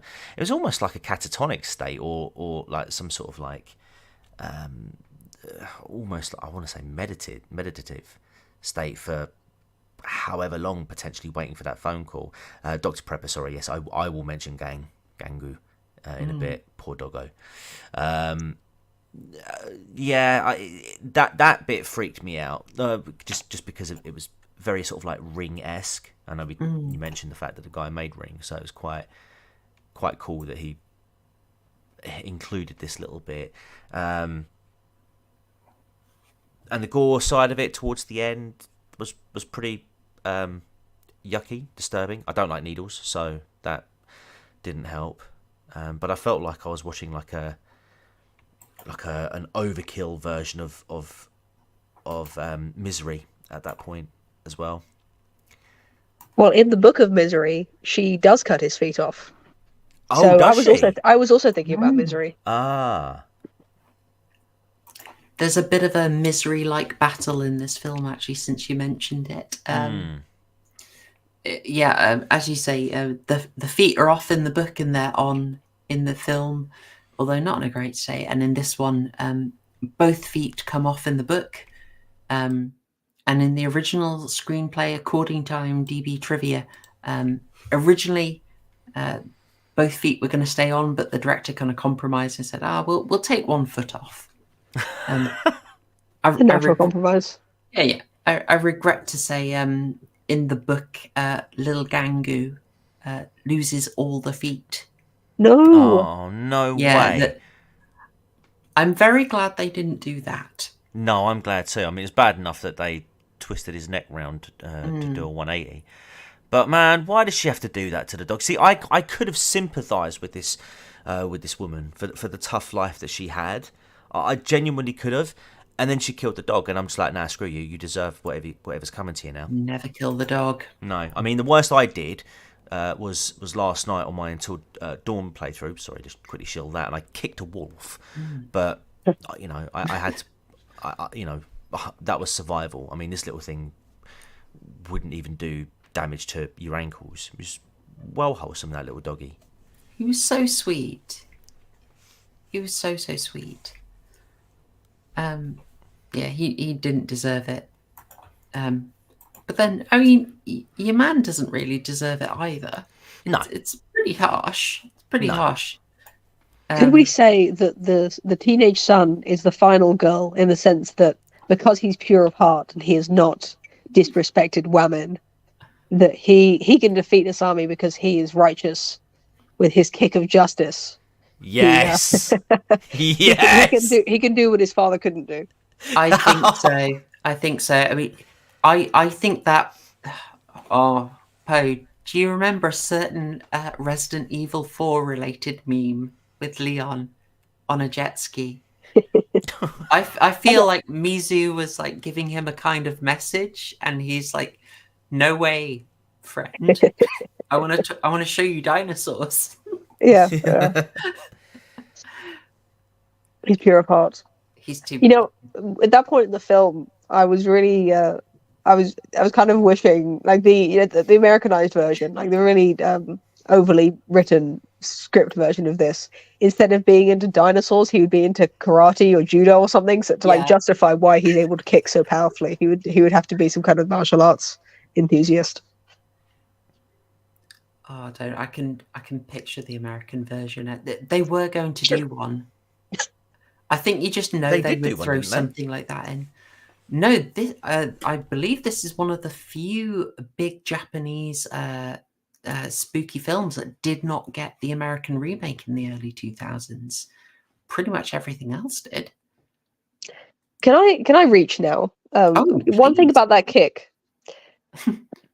Being thrown down the stairs was one specific thing that she revealed that Asami says was a way she was abused as a child. Her aunt and uncle threw her down the stairs, and I wondered if there was some rhyming going on there where that's how she's finally defeated. Like that's her kryptonite. I like it.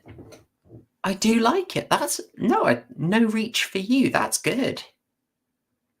I think that's good. What do you reckon, TCG? Sorry, I missed that. What was that again? Sorry.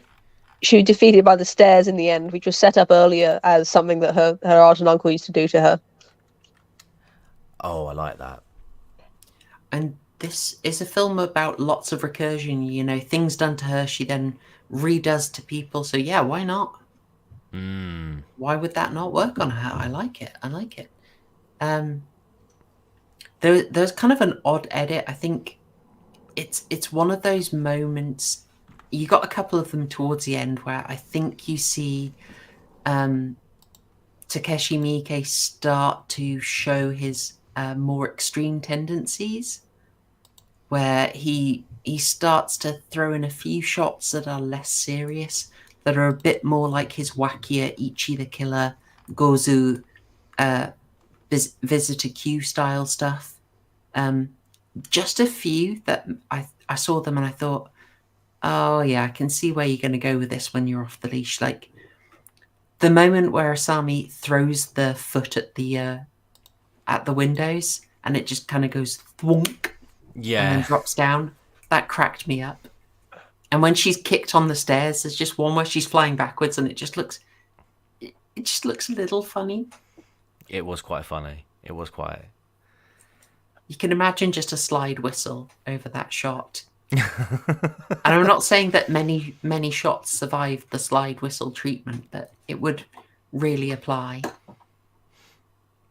A Wilhelm screen could have been fitted in there. Oh no, it could have. Just before bonk.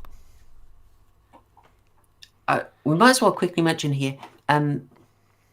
We almost certainly, Poe, on your Amazon, I think you will probably have seen the uncut version. But when did you see a needle go slightly under an eye? Yeah, so he had 2 in both eyes. Excellent. I thought the shot didn't show them go in, so I thought they were going into his eyeballs. That's what I thought. But then it shows that she describes him going under the eye, and when you see it, that is what's revealed. Yeah, there are my memory is there was a shot of it literally being pushed in under the eye, but I couldn't see it in my version, and I'm wondering if I kind of Mandela affected that shot. I mean, there's a lot of that in this film where that psycho trick where you don't actually see the knife going into anyone, but because it's been built up and because of the atmosphere, it feels as horrible as if you had just seen it. Because it's happening just off camera, but because you know what's happening, it's as horrible as if you actually were seeing it. Oh, definitely. Pulp Fiction, another great example of that thing. But do you know the story about the psycho scene struggling at the BBFC, Poe? Yeah, that's kind of what I was alluding to. Like where they just sent them the same scene back without changing anything. That's the one. Yeah. I've got one of the shots that was definite. We might struggle with this one. This was one of the shots that did get cut, but if you saw it, then you've seen the uncut version. I think probably everyone is seeing the uncut version now. But when it was initially released in America, they cut a few of the more explicit bits. So you saw less of Gangu's death, but this was one of the things they cut out completely, and they just sort of gave you enough to imply that the foot had been cut off. But in the full version, you get like all the details of a foot. Oh going yeah, in. Yeah, I've seen. Yeah, I saw that. That's the part that I had to skip. Once she started, once it was obvious that she was actually going to do it, nothing was going to stop her. I really was not interested in watching it. Just skipped for about 45 seconds. Yeah, you didn't miss a huge amount there, Poe. I think I missed the foot hitting the window, though, so I'm glad you filled that detail for me. It was brilliant. It's a comedy sound effect. It's, yeah, I love it. I love it. And she does start working on the other one, but she's not really adding any dialogue. I think if you started skipping around this bit, then you've seen all the bits where she's taunting him, talking about why she places him in the stomach for maximum pain and does the infamous kitty, kitty, kitty thing. It's about the first thing everyone said when they came in was kitty, kitty, kitty. Yeah. Also, the actress's suggestion, according to what I read, that was her ad lib, and good on her. Yeah, really good, really good. I will say I do appreciate the sound effects that they used, because when you weren't seeing it, you knew how deep she was cutting into, because at first obviously you're getting the squelching sounds of the flesh being cut through, and then when it hits the bone and it's like that scraping sound. Oh, very impressive. It's so nasty. It is. It's that unusual method of killing that also helps it stick in your head. Indeed.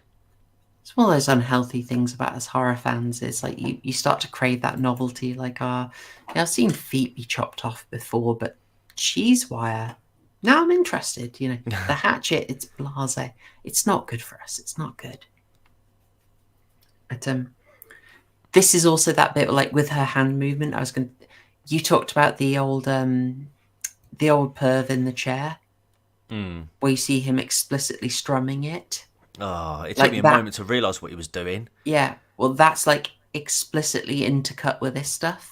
And it's a weird parallel because it's almost implying like she's got a sexual motive to this. Yes, yeah.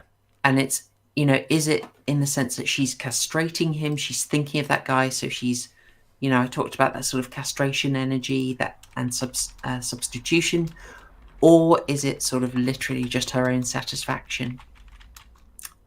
Could take it either way.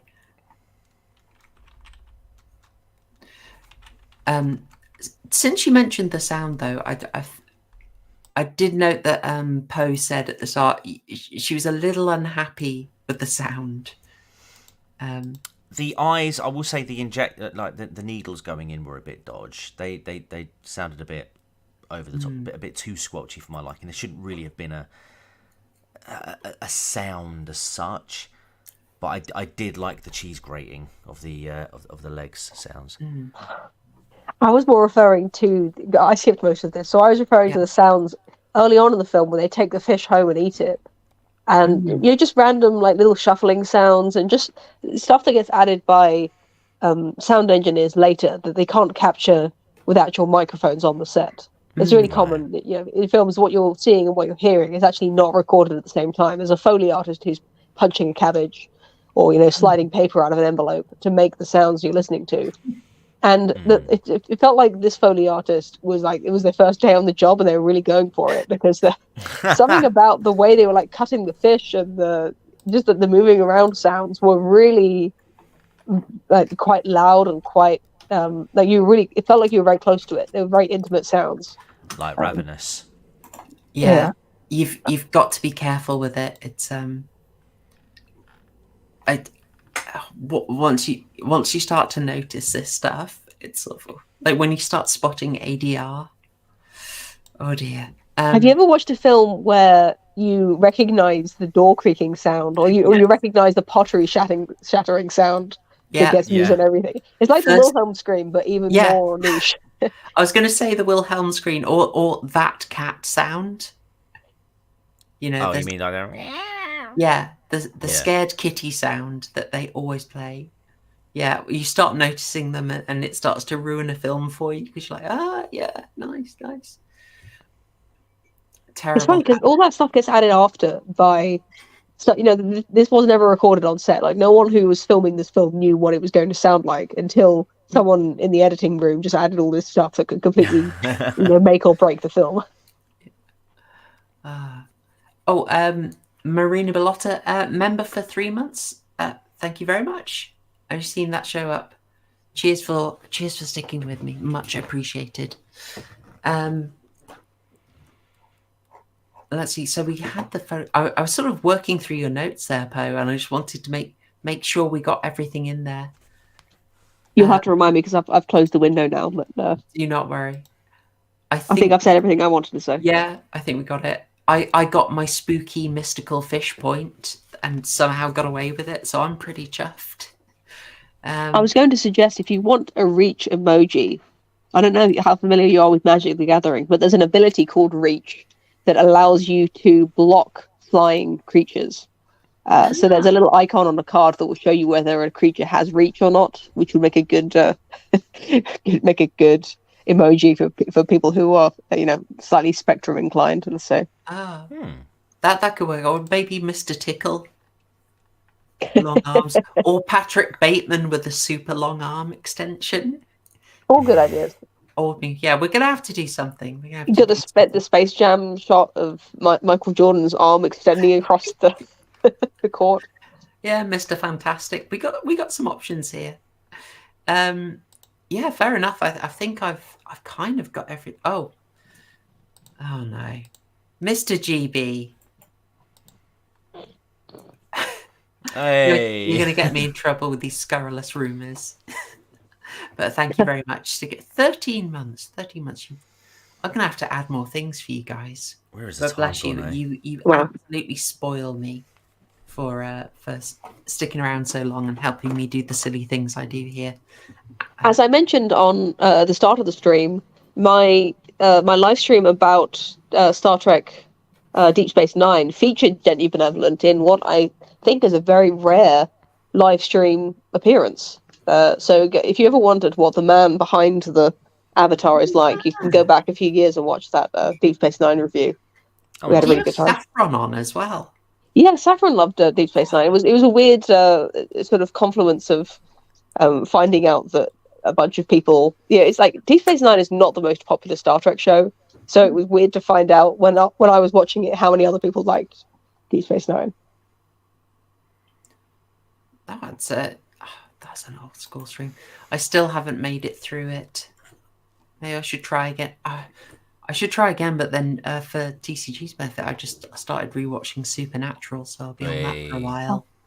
Where did it lose you, if you don't mind my asking? Because there are some stinkers in there, as there is in every Star Trek show. It's not a good response, Poe, and I'm somewhat embarrassed to say, but this was about honestly, I think this was 10 years ago, or roughly, and I just maybe less than that, and it was early season 1, so I think I maybe got 8 episodes in. So that's a fair answer, actually. That's completely legitimate. But at the same time, I kind of know, like, the first season is always rough. I should power through, but I didn't. That's fair. No, that's fair. I didn't get to the good stuff. I've still never seen the end of the Dominion War. Or the start of it, even. No, haven't got anywhere. Still on the first Dax. I was thrown off because there's a lovely actress who's been around the kind of genre parts, Nicole de Beer from Cube, and she was in The Outer Limits that we covered about a couple of weeks ago, and I found out she's the second Dax. Well, that's a bit of a spoiler, but yes, that sounds right. Yeah, it's not for this stream, but maybe I'll recommend a standalone episode that you can watch that will reignite your love of Deep Space Nine, or rather get it going. I like it as like a cozy one, like to retry it, maybe skip me past the rough bits. Yeah, exactly. You can really get dropped in on some episodes that aren't plot based at all. They're kind of just standalones. All right. TCG, did you have anything else on Audition? Because I think we're having an extremely efficient stream here. I haven't got anything to add, really. I think we've covered it quite well, actually. Oh, nice. Well, we'll move on then into closing thoughts and scores. Chat, if you watched Audition, drop us your scores in the standard out of 12 burgers format that we have never bettered. It is the best scoring mechanism that we have thought of. So get those in. And with all that said, Poe, would you like to lead us off with closing thoughts and a score for Audition? I am a fan of slice of life rom-coms, probably more than I should be, more than people would expect of me. So the first hour and a half of this film almost, I found quite enjoyable. I really liked the characters and the interactions. I liked the kind of intrigue of it, and like I said, the sack is iconic. So I really enjoyed a lot of the film. I guess the final act left me a little bit disappointed. It is extremely grim with not much levity, and only really the sun coming in to kick her down the stairs kind of gave us some respite from that, some catharsis. So I think it's a good film with a kind of shoddy ending. So my own way of rating films is out of 5, where 3 is a film I would watch again, 4 is a film I would recommend someone, or I would watch it with someone else, and 5 is like a masterpiece, like a really good film. So this is definitely on watch again footing. Recommend to someone else? I think I probably would if to a horror fan, I would recommend it. To a weeb, I would recommend it. To my mum, probably wouldn't. And in burger terms, I suppose that would be a 3.5 would be something like a 5 burgers. That sounds quite low. It's probably like a 6 or 7 burgers. Yeah, that's a sort of. I'd recommend it. I wouldn't turn it off if it came on again. It's certainly not an avoid. So it sounds like that's good 6 to 7 burger territory. That's 7 burgers. That would be 3.5 stars, the equivalent of. Nice. I think that's fair. TCG, how about yourself? Yeah, I'd probably give it a 7 out of burgers. Burgers out of 12. Lots and lots of ketchup. Yeah, it starts off well. I felt like the sort of like the first and second acts did sort of maybe go on for too long, because everything towards the end of the film sort of gets crammed in there, and it does kind of feels like the ending is particularly rushed. I mean, in particular with the old kung fu kick from the sun, I felt like that was a very abrupt sort of ending, and you know, it was a bit weird. I would probably recommend it to people who might have a keen interest in Japanese films, but I don't know how like my mates would take. My mates probably wouldn't be interested in it, I would say. Sorry, hang on a minute, hang on. Waiter, there's a foot in my burger. Sorry, yeah, seven burgers. Okay, fair. Yeah, it's a hard. You've really got to know who you would recommend this to. This isn't a give it a go. You'd be a bit selective, wouldn't you? I feel like Poe, with you recommending for your mum, it's almost like it's a thing where you could say it's super interesting. There's lots of interesting stuff going on, but there are bits you're going to want to really cover your eyes for. So for me, there's a lot I like about this. I'm very partial to the switch in genre. I love that there's so much symbolism in there to unpack and think about to try and get to what it means. So the Lynch fan in me is very happy with this. At the same time, some of the slightly sloppy effects work. It doesn't really take off much for me, but I noticed it. And it could have been quite an easy fix. And I guess the main problem I have with it comes from the pacing towards the end. And since TCG, you described that the kick is so abrupt, I just think that possibly explains some of the editing. Like, it is just a bit too abrupt that she chases the sun and he just like one shot kills. Yeah. Maybe that's why they lean quite a lot into the very pace disrupting dream sequence. Well, not dream, but mind space sequence. I don't know, but it does disrupt the flow of the film quite a lot. But nevertheless, this film is doing something really interesting, I think, really trying something unusual, and it's the director going a bit out of his comfort zone, and I quite like that. So I probably would recommend this to most horror fans. Tell them, give it a go. But I think I'd have to forewarn them. If you went for this because you found it on some torture porn list, you will be very disappointed. But, you know, other than that, if you just want a good and interesting movie, then I'd go for it. I'm maybe a little biased. I think this is closer to a 9.5 from me. I really liked it.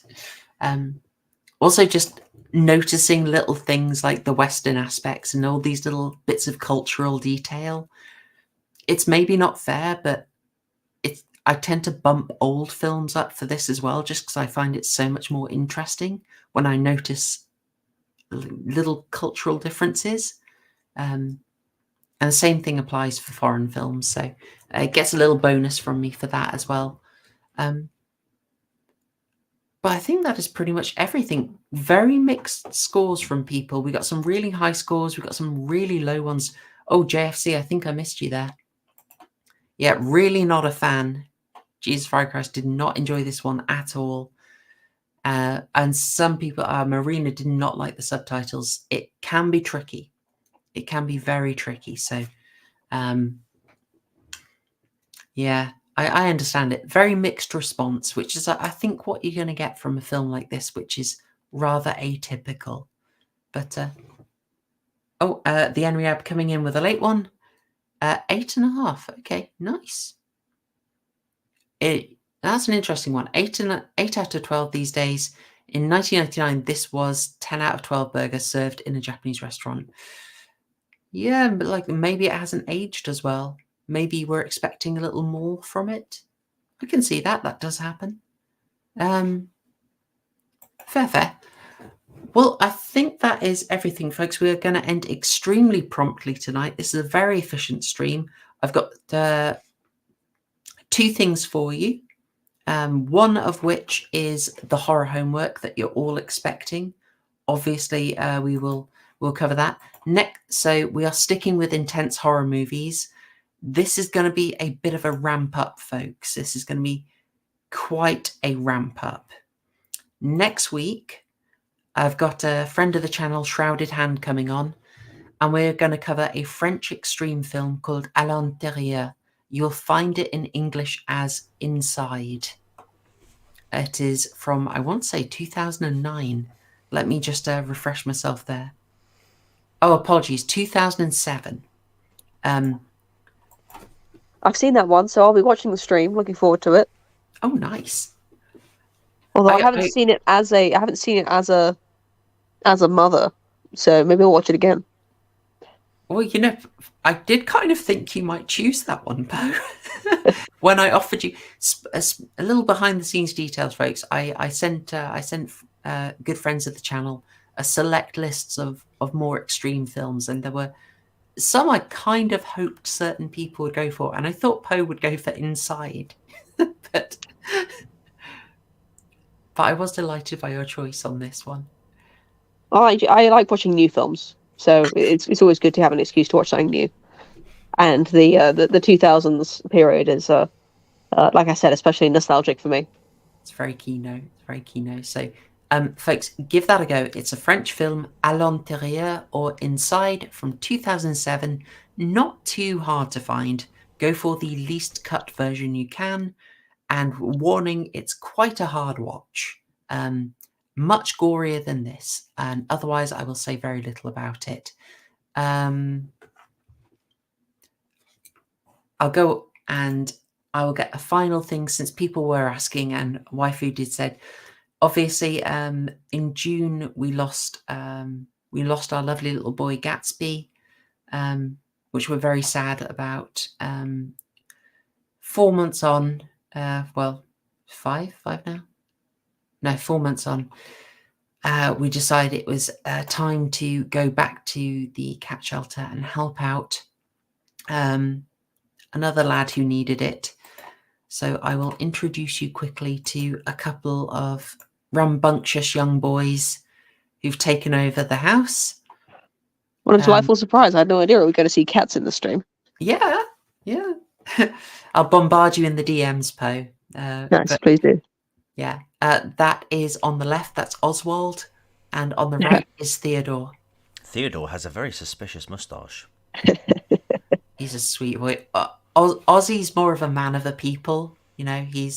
Whereas Ted is a bit more reserved, but he's very sweet if you get to know him, I'd say. But yeah, they're a bit darling. Does he not have a bit of an explosive side? Sometimes, but we're worried about that. But he hasn't bitten us yet. He's not gone postal yet, you know. But he's also quieter. Oswald is like, he really gets up yowling, making big speeches, you know. But you know, cats are what they are. You can't get around it, can you? I think that's everything. Oh, the only other thing I was going to add, since Poe, you said you like the old slice of life Japanese films, I was wondering, have you seen Shall We Dance? No. Oh, I think you'd love it. All right, I'll check that out. Mid-90s, mid to late 90s. It's gorgeous. Salaryman. Sounds like one I'd have to watch without my husband, which I'm always up for. Yes, maybe. In the very narrow scenario where I'm watching a film without him, I'd like to indulge in a more grounded slice of life. Yeah, I think you might like that one. It's very cozy. It was remade with Richard Gere and Jennifer Lopez, but we aren't messing with that. We are going with the Japanese original. Highly recommended for Poe. Highly recommended for everyone. It's a lovely film. And I'll report back to you. Oh, please do, please do. All right. Well, I think that is everything. So a massive thank you to Poe, a massive thank you to TCG. Thanks for having us. Always. Oh, it's always a pleasure. It's always a pleasure. And great contributions from you both. Actually, I love some of those captures you got. And chat, very nice to see you. Very nice that it was lively. I hope you enjoyed it. Thank you for dropping in. And you've got your horror homework. You've got surprise cats. And I hope you have a fantastic weekend. Thanks, y'all. Cheers. #Shield Gang. Toodle pip.